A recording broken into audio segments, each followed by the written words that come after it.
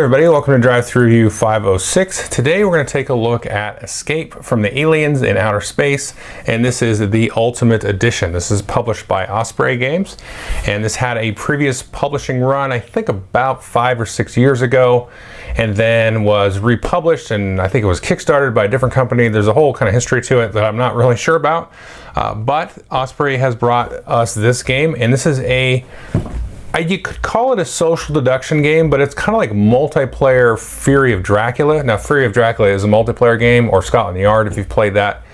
But everybody is sort of sneaking around. It's not just, Dracula or Mr. X sneaking around and everybody else trying to find them. Players are on two teams. You're either humans or aliens. And the aliens are trying to find and eat the humans. And the humans are trying to escape whatever particular map. There's actually multiple maps on here. And everybody has their own hidden information. They're tracking that. And there's all kinds of special abilities and things. So everybody's kind of operating on their own, but they're using the information and kind of the clues given by all the other players to enact their goal, whether eat the humans or actually escape as a human. So let's jump into how the game actually works, and then I'll tell you what I think of it. Okay, here's everything you get with the box, including the box for Escape. I just want to point out the box. Osprey does a good job of having these sort of bookcase kind of things. Everything fits nicely. You get the spot for the cards. The pens can go in here, and they give you this nice wipe off thing, because you're actually going to be writing on these little pads here, which I'll show you in a minute. But these are going to have the different maps and things, and also a little bit of a player aid there. And then you've also got the cards here. Now, as I said in the beginning, you're going to have a certain number of humans and aliens, and depending on the player count, you're going to shuffle these up, and you're going to deal out a certain number of humans. And I should mention the cards here. Now, mine are not sleeved. We played with a friend of mine copy as well, and his started to get dinged up, and he sleeved them right away. So I'm just waiting to get some sleeves that'll actually make this fit in the box. And so I would definitely, first thing you do is sleeve these, because it is a hidden deduction game. And even these cards here, you kind of will be getting cards out of this deck here, and you can even start to see there. It's not a big deal, but I would definitely at least sleeve these cards in a colored sleeve to hide that. And this one isn't a huge deal, but definitely want to sleeve those up. So you're going to be dealt one of these, and you're going to take a look here, and you're going to see if you're human or alien, red, blue or red, and you're going to get a special ability. And these are going to help you kind of break the rules in different ways. So you're going to take a look at that, study that, and then you're going to choose here a map. And here is the first map, and you again have these pens which you can write on, and you're going to write and mark down stuff here. This is kind of for taking notes here, the map, and you can see some of the different map shapes. There's even some really small ones and stuff like that. And there's also a item reference here at the top of all of these. You can see that you're actually able to acquire different items, and these will tell you what they do. So if you get a card, you can just look there easily. And so let's just go back to the first one here. And you're actually going to record your movements here. If we take a look here, then the game has a maximum of 40 turns, which I haven't seen happen, but you're going to keep track of which sectors you move to. So the humans will start here, and the aliens will start there, and then you're going to start moving. Every turn you have to move. Now, the humans can only move one space at a time, usually, unless they have a special ability. The aliens can move 2 spaces at a time. They can also just move 1 if they wish. Now, you can see the different colors here, and these are going to tell you if you're in a noisy room or a silent room, okay? If you're in a noisy room and you end your movement there, you have to draw a card off the top of this deck. If you're in a silent room, you say all is silent or there's no noise. Everybody knows you're in a white space. Now, the human players are trying to get to one of these different escapes like that. So there's the 4 escapes here. So let's say you end on one of these gray spots. You'll flip the top card, and there's going to be a variety of things that can happen. So if you get a green card, you can straight up lie and say if you're in one of the gray ones. So you could just say, oh, I'm in N8, and meanwhile you're in J8, or you're way over here. If you get a red card, you have to say exactly where you were. But you don't show people a card. You just get it and then discard it face down, and you say, okay, I made some noise and I'm here. And you play this one, and I made some noise in there. But in that case, you have to say the actual place. Now, if you get one of these item cards, you just take it and then put it face down in front of you. And again, there's a little icon here, and it's going to tell you what the item does, but you just put it down and you say all is quiet. So people just know you got an item card. You don't have to lie or tell the truth about where you were. So that is the movement. Again, remember, humans move 1 or aliens move 2, but you can also break the rules based on which class you were dealt and possibly through items. So the humans are the only ones that can use items, but there are several aliens that allow you to use a particular type of item.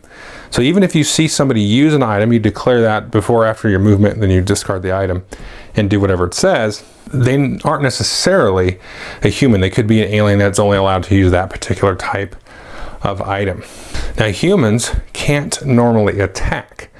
Aliens are the ones that are going to attack. And when you're in a spot where you think there's a human, you say, I'm going to attack in J4. So any humans that are there, if they're there, they're actually going to become an alien. Now, if there's an alien there, like you track down Francesca and she's actually an alien, then you've killed her off. And so she's out of the game. You didn't really want to do that. You want to hunt down and kill off the humans. But there is a soldier class that can now allow them to actually attack as well. Now, when a human moves on to the escape pod, they can declare that they're going to escape, and they're going to draw from this escape pod deck, which is going to have a different number of cards. And if they draw a green card, then they've escaped and they've achieved their victory condition. If they draw a red one, it means that one has been destroyed. Either way, you're going to cross off this one because this one has either been used or it's destroyed. So if Billy over here beats you to it and then he escapes, then you're going to turn around and go somewhere else. If you draw the destroyed one, if you draw the red one here and there was an alien kind of close on your trail, they can't attack you until after your next turn. So, you say I'm here at 2 and there's an alien there. Well, he doesn't get a chance to do that. You get kind of one turn of respite before you can be eaten. And so you just keep playing to either there's no more humans, either they've all escaped or they've all been eaten. Or I should say, if you get to the end of round 40, then the humans are considered eliminated anyway, and the remaining aliens will win. Okay, that is Escape from the Aliens in Outer Space. What I think of it, this game is a lot of fun. If you watch my channel at all, you know I'm kind of a fan of social deduction games. My game group enjoys this type of game. This is a very, very different game than the other games in this genre, so like Fury of Dracula or Scotland Yard. It kind of feels like everybody's playing that, like I said at the beginning, but again, everybody's playing Mr. X to a degree. Even no matter which team you're on, if you're the aliens, you're trying to hunt down and eat Mr. X. If you're Mr. X, you're trying to just find the exit. But everybody's got a hidden role, and the different actions and things really spice up the game. There's a lot of variety in terms of that and the items that you'll get and things that allow you to kind of cheat a little bit and break that basic rule of move once or twice and then flip up a noise card and stuff like that. So there's a lot of room for bluffing, and it's funny because each side is kind of trying to pretend that they're the other side, and you can really get yourself caught, especially if you get sort of a string of bad luck of pulling the red card versus the green cards. So you have to be very careful at your opportunities for lying, because you don't want to get too crazy. Now, it's kind of funny because people will kind of jump all over the map as well, and people are like, where were you? And the last game I played of this, I was the alien, and I was pretty sure I could have moved and attacked this human, but it was just like I wasn't that sure, and they ended up just escaping on me on the following turn, which was a bummer. But I was like, man, I should have just moved. Like, something told me, it was just a hunch, and it felt like I was kind of like sniffing him out, trying to find him in this dark derelict spaceship or wherever you might be. It's also cool because there's lots of different maps, because a lot of times the big maps, there's just kind of a lot happening, so it can be a sort of a lot to take in, because you really are using this map here to take notes, and then you're recording your movement on the top there. So it can be a lot to sort of juggle of like, okay, they're over here, is there a human or alien? Are they trying to fake the humans out? Are they on my team or vice versa? So you can play a kind of a smaller map and get more right into the meat of the action and stuff. And you can play, it's a quicker game that way. So I like that there's that kind of variety and stuff.